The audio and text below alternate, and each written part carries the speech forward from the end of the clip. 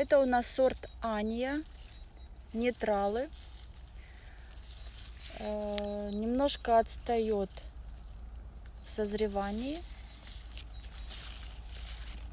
Вот, но ягодка тоже уже вот висит.